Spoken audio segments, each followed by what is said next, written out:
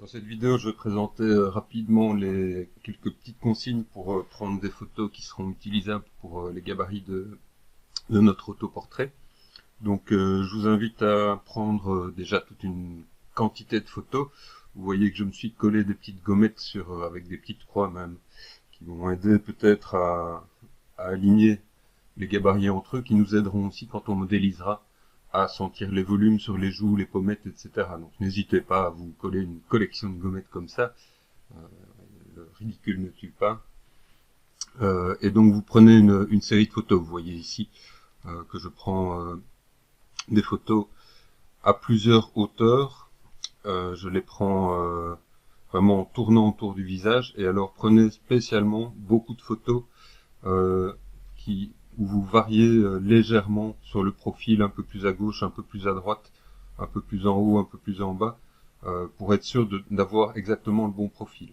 Alors la position des lèvres, essayez que les lèvres soient très très légèrement entrouvertes, pas plus, pas de sourire. Prenez des photos de gauche, de droite, et alors si possible, essayez de ne pas bouger bien sûr, mais de tenir la tête d'abord bien droite. Donc commencez par demander à votre assistant qui vérifie l'orientation de votre tête, si elle penche un peu à gauche, en avant, en arrière, sur le côté, et de redresser une fois pour toutes votre tête, ce sera mieux. Alors idéalement, euh, vous prenez des photos avec un appareil de bonne qualité, donc si possible pas au GSM, et si possible le plus loin possible. Le plus loin possible en zoomant le plus possible, c'est-à-dire qu'il ne faut pas utiliser un grand angle. Plus votre angle sera grand, donc plus vous aurez de déformations de perspective. Donc il faut essayer d'éviter au maximum les déformations de la perspective. Donc allez plutôt vers un 100 mm, un 70 mm si vous avez un téléobjectif, c'est l'idéal. Un 200 si vous avez un 200. Donc pas de grand angle, ça c'est vraiment la règle numéro 1. Alors un éclairage qui soit constant, c'est-à-dire qu'il vaut mieux que le photographe bouge que vous. Donc comme ça vous aurez les ombres qui s'appliquent de la même manière. Éventuellement, un éclairage de ciel gris fonctionne très bien. Donc mettez-vous à l'extérieur si c'est possible. Alors ne mettez pas, si vous avez des cheveux longs ou quoi, serrez-les en arrière d'une manière ou d'une autre. Mettez-vous en t-shirt, comme ça vous aurez les volumes de, des épaules qui sont mieux dessinés. Et on va essayer d'arriver à une série de photos où on est relativement bien de face, relativement bien de profil. Donc il faut au moins avoir des photos qui vont être utilisables de face, de profil. Ici, celle-ci est prise un petit peu trop d'en bas. Mon photographe n'était pas très grand. Et en plus, la rue penchait un peu. Mais voilà, donc essayez un maximum de d'avoir des photos où vous êtes bien de face. Par exemple, ici, ma tête penche un petit peu, ça va un tout petit peu m'ennuyer. C'est pas encore trop grave parce que ça, on pourra faire une rotation. Mais ce qui est un petit peu plus dérangeant, c'est que ma moitié gauche est plus étroite que ma moitié droite. Donc ça, c'est peut-être la chose qui est la plus difficile à corriger. Ça va faire simplement que je vais modéliser.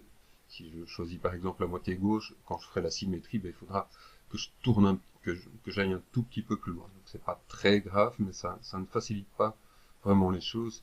Mais voilà, dans la série de photos qu'on a pris de moi, c'est celle-ci qui fonctionnait le mieux au final. Donc n'hésitez pas à prendre une photo où le photographe se déplace de quelques millimètres à gauche, quelques millimètres à droite, pour essayer de voir si il arrive à avoir un visage qui est pratiquement symétrique. Évidemment, notre visage n'est pas symétrique. Moi, j'ai un œil qui est plus bas que l'autre, un petit peu plus large à gauche qu'à droite. Donc, on a tous un peu de déformation de visage. Donc, c'est normal que ce ne soit pas parfaitement symétrique. On fera avec.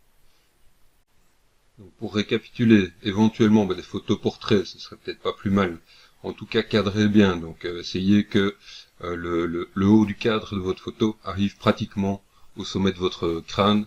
Donc, une photo comme ceci, on perd plein de pixels.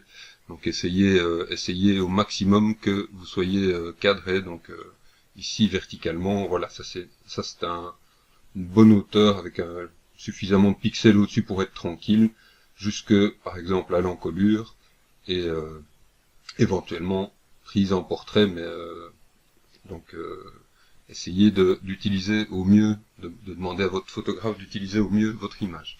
Donc plutôt un 70, 100, 120 mm, donc un objectif de type téléobjectif plutôt qu'un grand angle, un éclairage constant, c'est-à-dire que votre photographe bouge plutôt que vous, et évidemment la meilleure résolution possible. Vous faites une série de photos avec vos gommettes, vous faites également une série de photos sans les gommettes. Alors on va pouvoir ensuite passer dans un logiciel de retouche photo pour venir ajuster nos gabarits. Donc vous utilisez les règles, c'est-à-dire en haut et sur le côté, moi j'utilise Affinity Photo plutôt que Photoshop, mais en haut et sur le côté, vous avez la possibilité de venir tirer des traits ici. Vous mettez un trait vertical ici pour délimiter la moitié et essayer de vous situer le plus possible au milieu, par exemple au milieu des yeux, au milieu de la bouche, et vous utilisez la transformation de vos images. D'abord vous les recadrez bien pour retirer tout ce qui est à gauche, à droite, pour avoir le minimum possible d'arrière-plan. Et vous utilisez la rotation. Donc vous pouvez sans problème utiliser la rotation pour retrouver un visage qui soit droit. C'est surtout évidemment la partie du visage qui est importante. Si votre cou est un peu plié, c'est pas très grave. Mais donc vous essayez de trouver la moitié de la bouche, par exemple, en vous repérant ici au-dessus des lèvres et le milieu du nez. Une fois que la vue frontale est placée, vous essayez de positionner les vues de gauche, les vues de droite, et peut-être d'en faire entrer plusieurs. Donc, on sent bien ici que celle-ci, elle est prise un petit peu trop, le photographe était un petit peu trop en avant, un petit peu trop en bas. Ici, cette vue-ci est nettement meilleure et fonctionne beaucoup mieux, donc j'arrive à utiliser des repères. Utilisez d'abord les repères de l'avant du visage. C'est plutôt cette partie-ci qui doit être bien ajustée que les oreilles. Alors pourquoi? Parce que, quoi qu'il arrive, on a pris une photo avec une perspective, c'est-à-dire qu'on a une oreille ici qui va être plus grande que dans la vue ici. Avec la perspective, l'oreille ici est un peu plus petite que dans la vue de côté. Donc faites attention essentiellement à avoir une bonne correspondance au niveau des yeux, au niveau de la hauteur de la bouche, des coins des lèvres par exemple. Et vous pouvez prendre chacun des repères que vous avez mis avec les petites croix. Vous pouvez normalement vraiment avoir des repères faciles à utiliser. Donc n'hésitez vraiment pas à faire des rotations, des mises à l'échelle évidemment, des mises à l'échelle bien uniformes, donc pas des mises à l'échelle où vous allez écraser votre visage verticalement ou latéralement. Et une fois que vous avez repositionné votre image, vous pouvez prendre le temps de refaire des découpes verticales en supprimant les parties. Donc vous pouvez vous mettre plusieurs images comme ça en parallèle, prenez un 3/4, prenez une vue de dos, ça vous aidera à aller chercher des profils qui ne sont pas forcément, des formes qui ne sont pas forcément simples. Vous pouvez vous faire comme ça une image large avec, pourquoi pas, une dizaine d'images avec différents angles si vous voulez. Donc, plus vous en aurez, mieux ce sera. Une fois que vous les avez toutes alignées, vous pouvez les redécouper, simplement les redécouper chacune pour pouvoir les utiliser comme image pleine dans Maya. Alors je vous invite à faire une petite expérience qui peut être assez rigolote, c'est-à-dire d'utiliser un logiciel de photogrammétrie. Donc, vous pouvez aller charger celui-ci qui s'appelle Meshroom, qui est un logiciel gratuit. Donc ce logiciel ressemble à ceci, c'est un logiciel dans lequel on vient glisser toute sa collection d'images. Il faut au préalable éventuellement les retransformer tout en PNG ou en JPEG ou dans un format facile ici. Moi j'ai utilisé le PNG.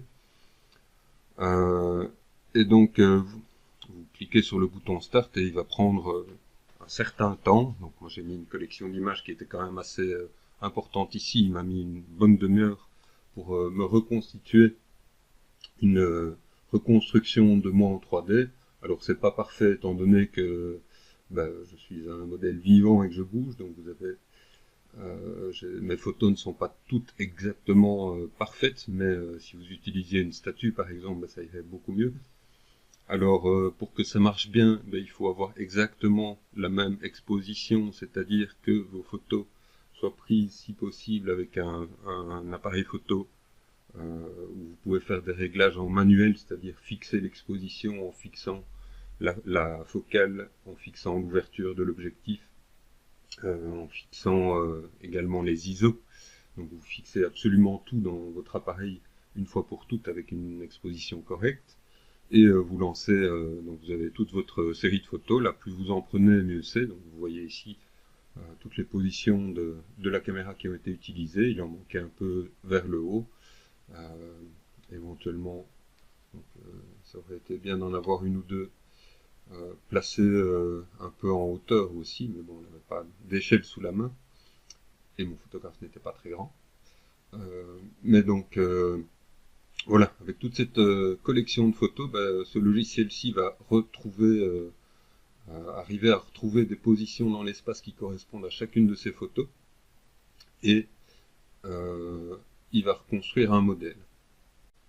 Donc dans Meshroom, n'oubliez pas, il faut absolument enregistrer aussi votre projet avant de le lancer. C'est ça qui va vous générer en fait dans un dossier qui va vous générer. Donc vous allez avoir ici votre fichier MG pour Meshroom qui est enregistré, et vous allez générer toute une série de petits dossiers comme ça. Et dans le dossier texturing, vous allez finalement trouver, je vérifie pour prendre le bon, ouais, c'est celui-là.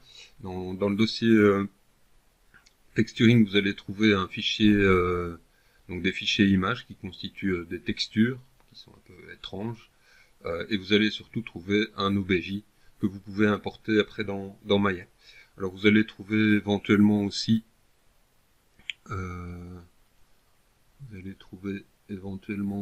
la position finale des caméras, donc, que vous pourriez réutiliser. Donc si j'utilise, je ne sais pas exactement si c'est Cloud ou si c'est SFM, mais c'est des fichiers ABC qui nous intéressent ici. Et donc si j'importe ici les caméras, je vais même retrouver la position des caméras qui ont été utilisées. Je me retrouve avec une création d'une quantité de caméras que je peux rapidement mettre à l'échelle.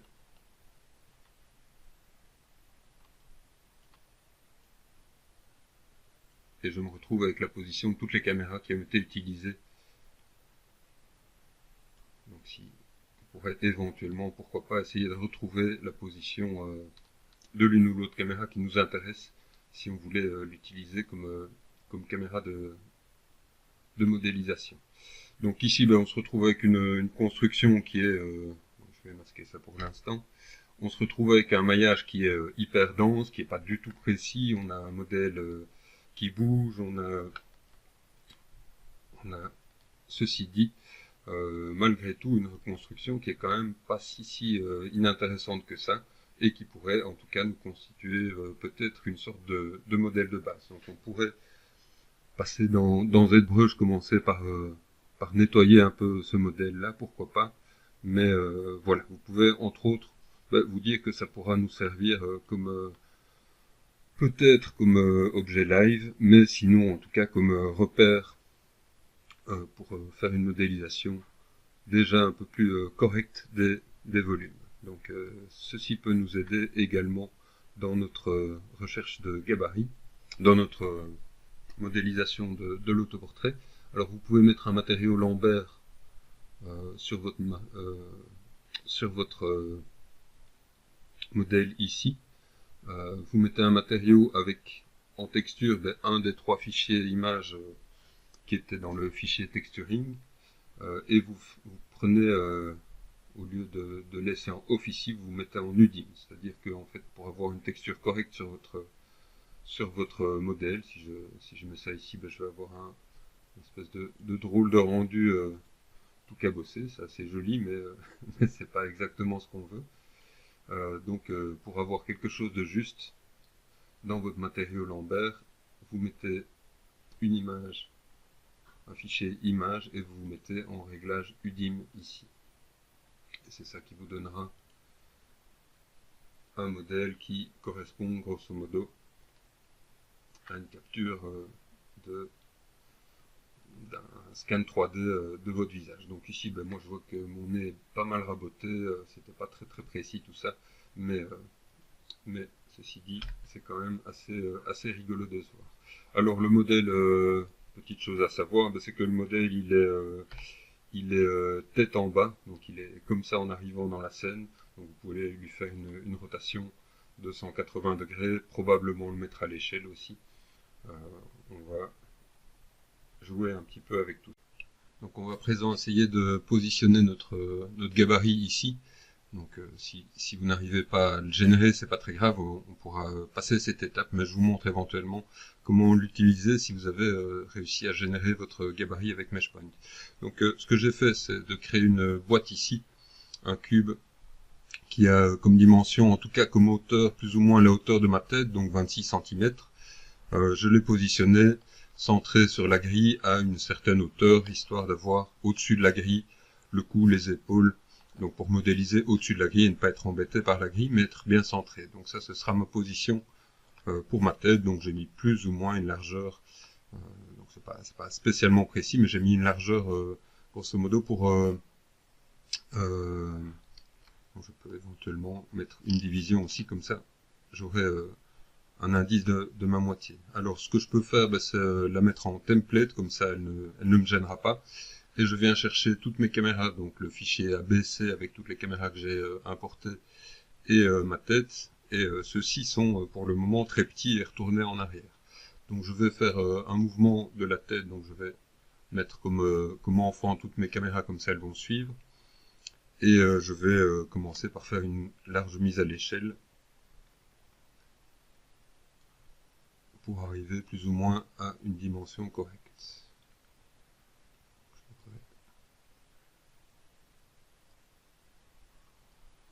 Alors, on va tout de suite faire une rotation.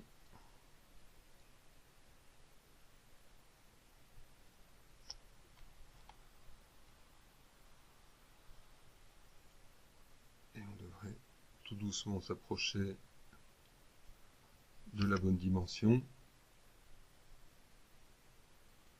Alors, je suis venu dans le menu Show ici, décocher Selection Highlighting pour avoir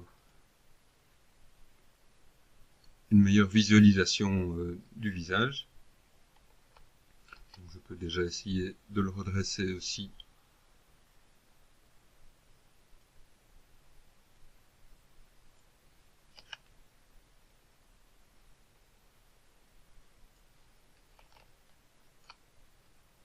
Et de le faire rentrer tout doucement dans ma boîte.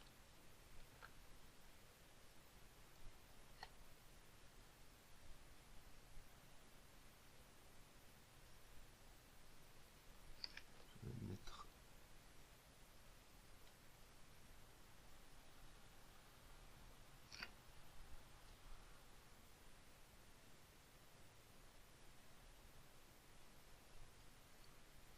je pense que j'ai...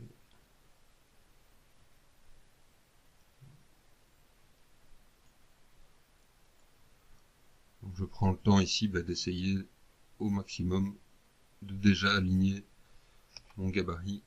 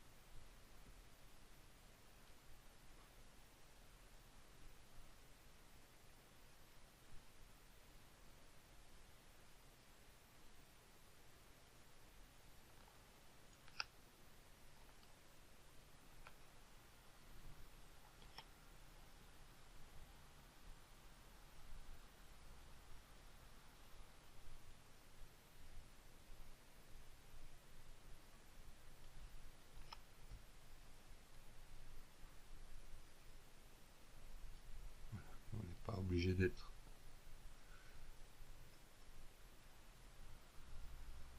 ultra précis ici. Mais ce qui est important, c'est quand même de pouvoir avoir déjà une bonne symétrie. Donc je vais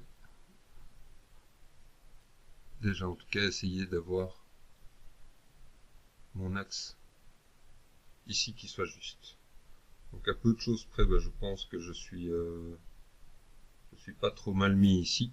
Je vais pour le moment masquer tout ça et venir essayer de mettre mes gabarits maintenant avec des images pleines. Donc j'ai déjà enregistré tout ça évidemment dans un projet. Alors j'ai copié mes différentes images qui ont été recadrées et je les ai placées dans mon dossier source images. Alors en affichant mes dimensions ici, peut-être aller d'en haut pour afficher mes dimensions, mais je vais créer des images pleines fixes. Donc je viens créer des free image planes avec comme dimension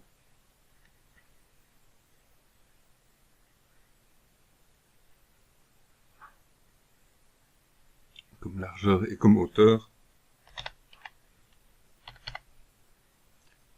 les dimensions. Donc j'avais un fichier image qui était en 1280-2048 pour front par exemple, mais je viens régler mes dimensions ici. Comme ça, quand je vais venir mettre mon image front, elle sera directement, correctement proportionnée. Et donc je vais faire comme ça tous mes images pleines avec chacun des gabarits et je prendrai le temps de les renouveler. Voilà, j'ai donc mes 5 images pleines avec chaque fois les dimensions qui sont vérifiées ici. J'ai éventuellement décoché Maintain Peak Aspect Ratio pour être sûr de pouvoir régler les dimensions correctement.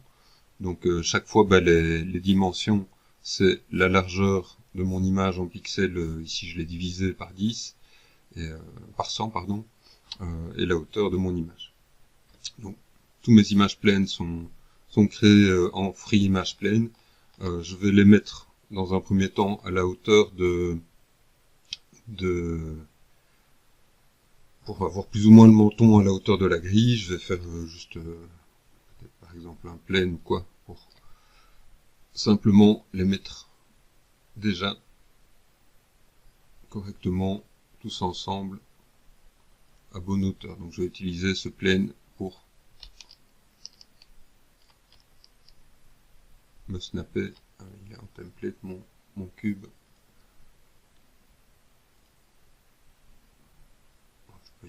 Je peux y aller visuellement. Donc je vais les utiliser, ces images pleines, pour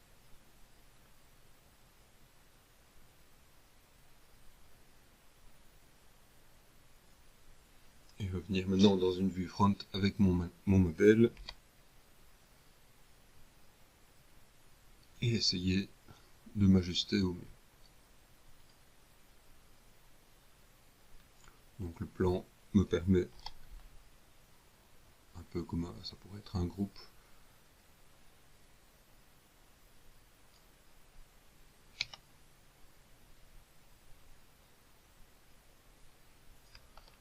le plan va me permettre simplement de trouver la bonne hauteur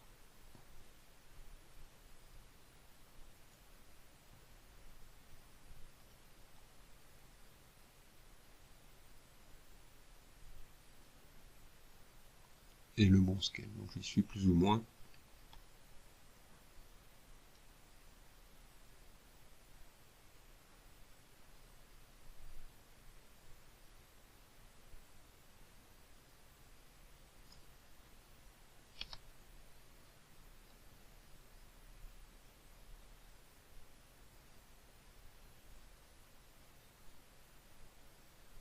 Voilà. Je vois bien ici que la largeur de mon visage est nettement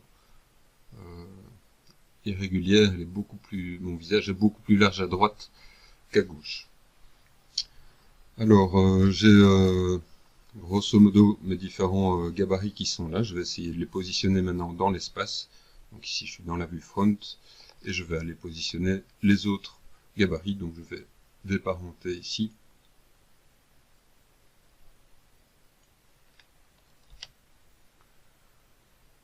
Je peux déjà verrouiller la hauteur. Donc on va essayer de ne plus les bouger en hauteur ni en scale. Donc je vais faire un lock ici de manière à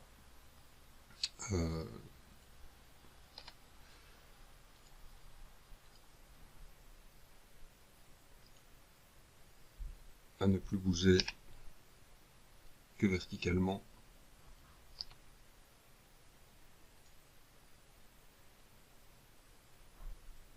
On va s'occuper.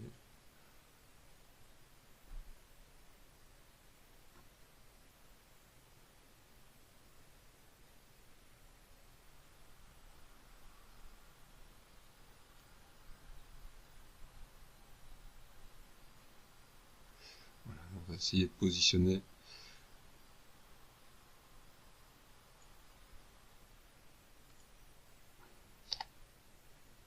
une rotation évidemment de 90 degrés ici.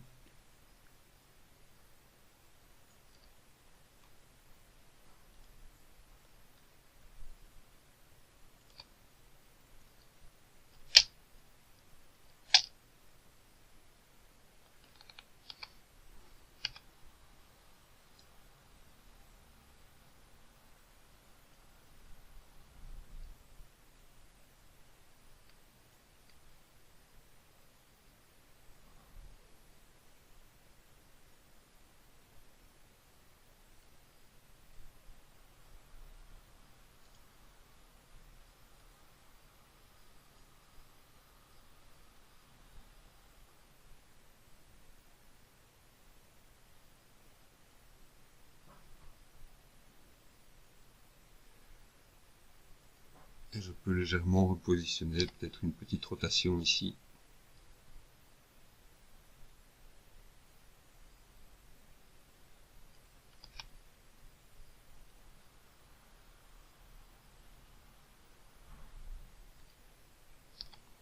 Essayer de repositionner mon modèle ici. Je vais le regrouper. Je vais remettre un locator par exemple.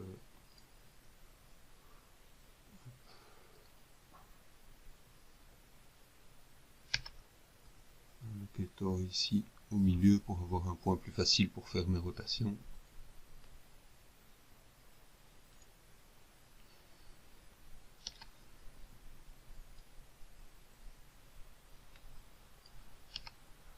Et donc je réajuste cette fois.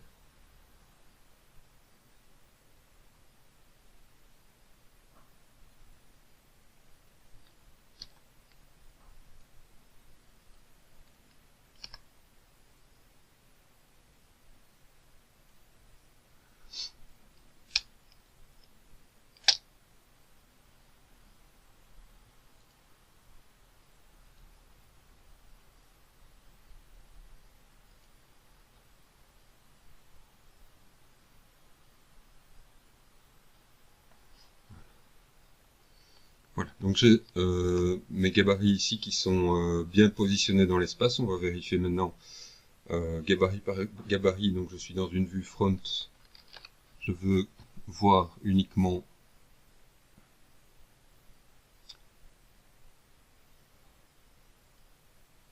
dans une des vues et je vais prendre la vue front.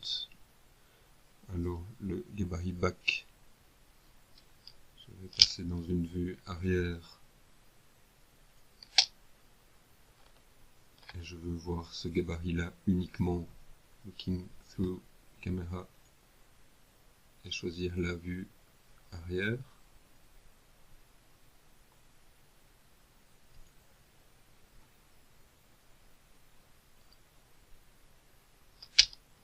Je viens dans une vue gauche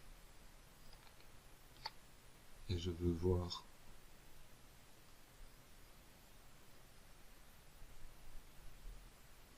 mon gabarit uniquement dans la vue gauche.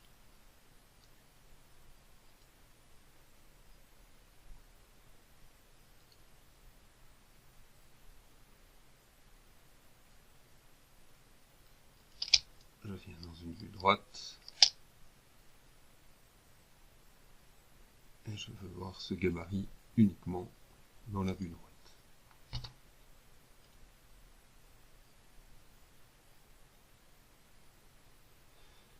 qui est la vue side.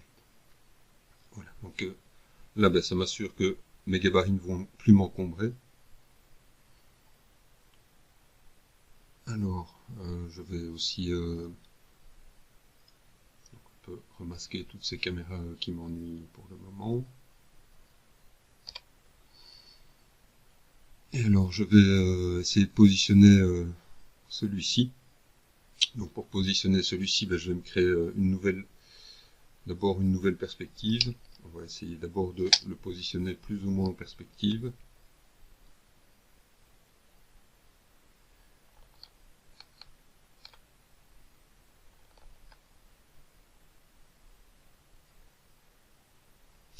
Donc je vais dans un premier temps me créer une nouvelle perspective ici. On va faire ça comme ça ici. J'ai ma nouvelle perspective, je vais le mettre comme enfant de la perspective et annuler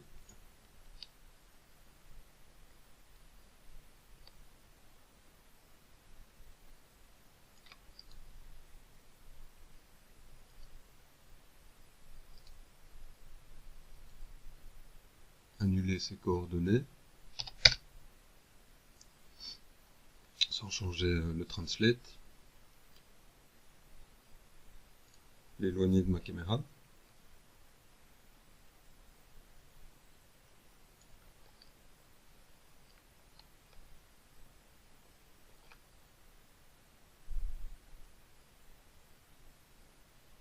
Recentrer plus ou moins à bonne hauteur, et maintenant je peux aussi l'éloigner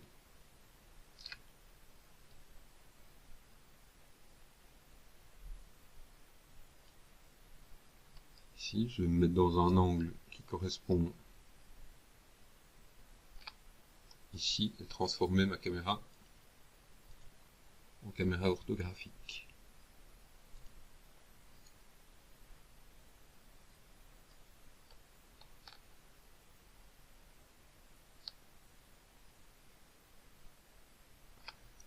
Alors, je vais temporairement autoriser le Tumble Tool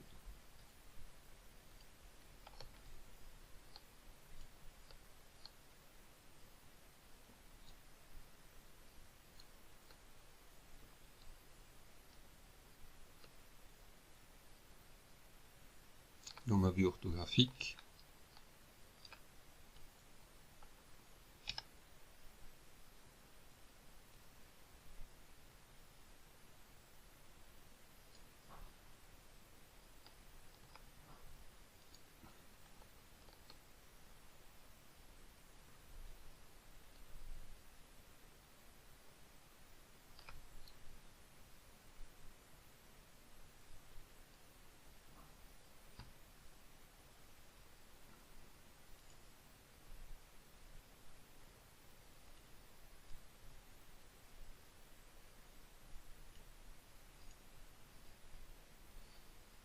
Et donc j'arrive à un résultat qui est plus ou moins similaire. Je vais m'arrêter.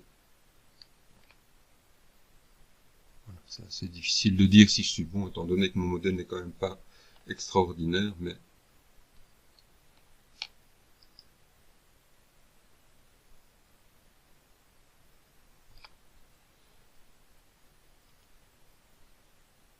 et donc voilà, je vais verrouiller la largeur ici et verrouiller les attributs de ma caméra, revenir remettre le locked ici, donc un reset tool ici sur le tumble tool. Donc cette caméra ne peut plus bouger, je peux éventuellement utiliser voilà, je ne peux plus vraiment bouger cette caméra là, je vais quand même la mettre un petit peu plus à droite en déplaçant, donc je vais juste agrandir un maximum en déplaçant l'image pleine.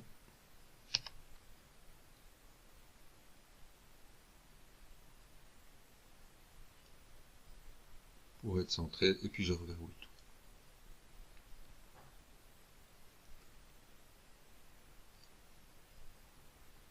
On a tous les attributs de notre caméra qui sont verrouillés, elle ne va plus bouger. Voilà. Donc je l'ai renommé, je vais encore simplement revenir dans l'image pleine ici, dire que je vais regarder évidemment uniquement au travers de cette caméra pour cette image pleine là, et je peux Shift P ressortir de nouveau pour pouvoir masquer ma caméra ici. Donc je vais maintenant simplement organiser un peu tout ça pour que ce soit un peu moins le bordel ici. Je vais mettre tout ça dans tous les images pleines dans un groupe.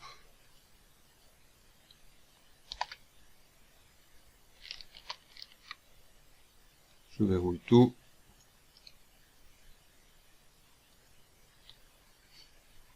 Je mets toutes mes caméras et ce groupe dans un nouveau groupe.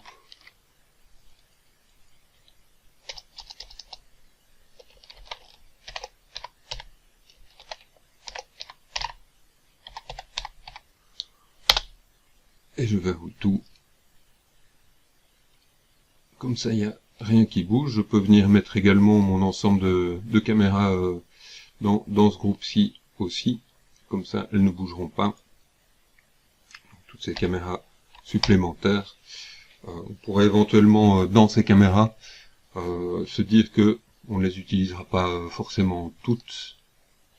Donc, le cloud, ça je peux supprimer.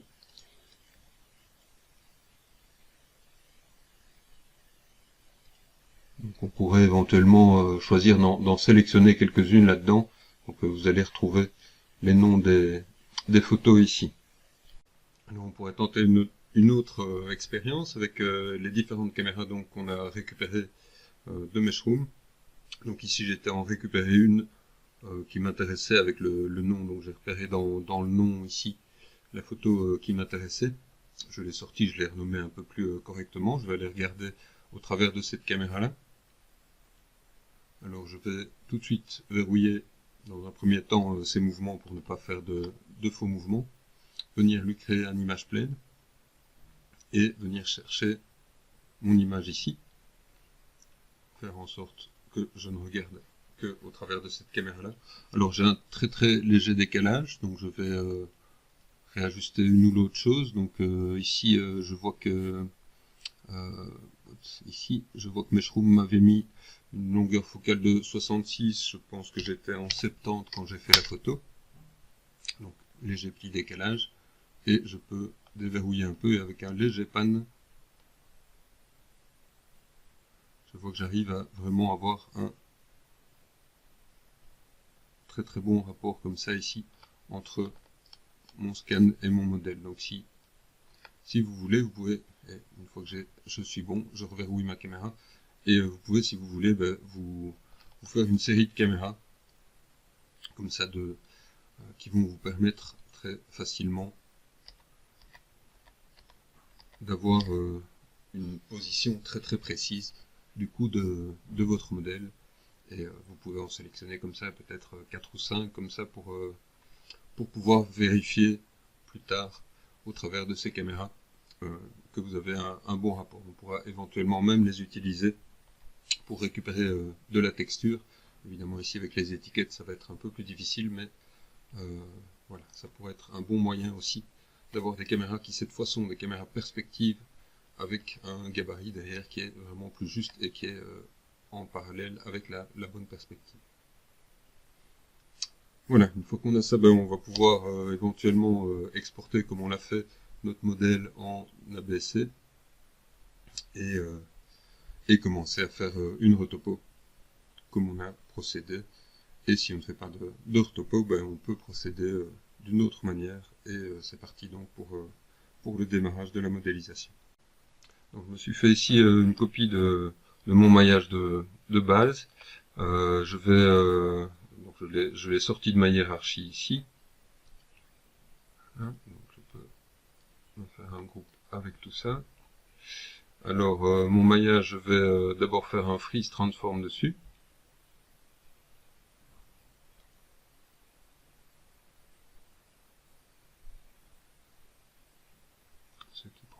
temps. Pourquoi ?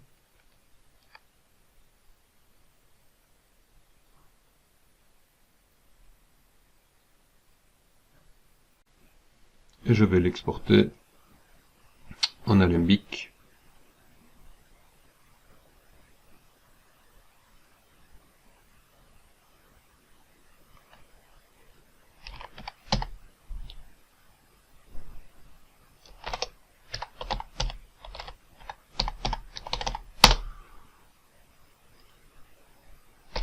Et le réimporter tout de suite.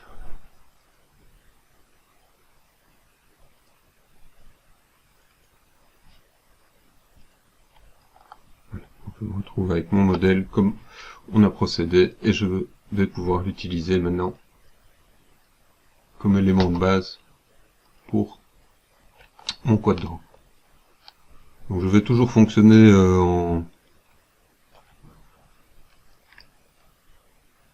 en symétrie. Et c'est parti. Pour une topologie, on va bien sûr pas être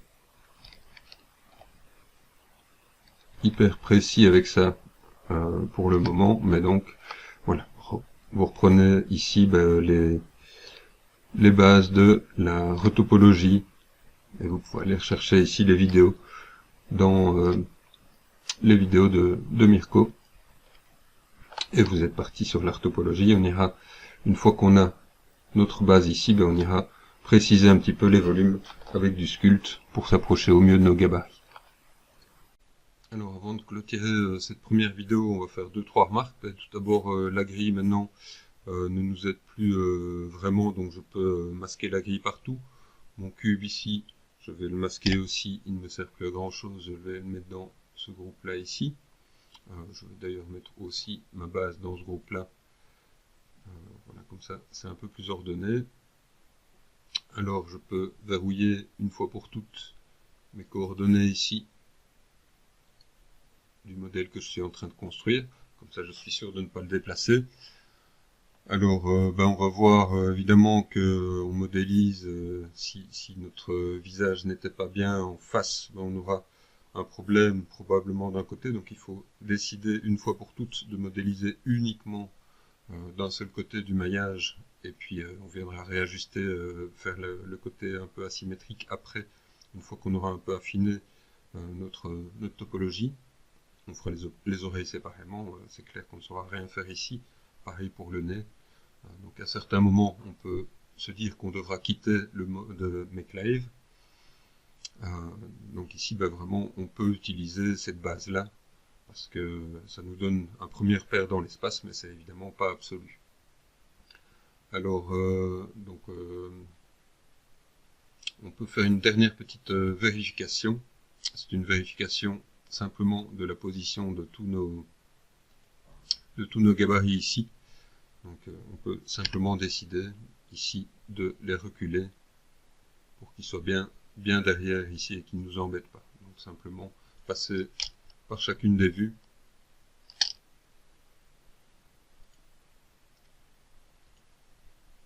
Pour simplement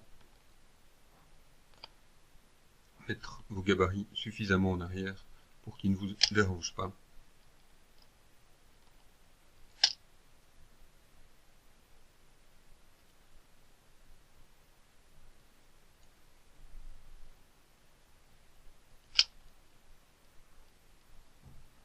Donc c'est une petite opération. Voilà, ici celui-ci est trop devant, donc je vais le mettre ici à l'avant. Je pense que je suis passé par toutes les vues. On va vérifier le 3/4. Le 3/4 qu'on obtient par ici. Dans les vues orthographiques. Voilà. Et il est bien suffisamment derrière. Voilà.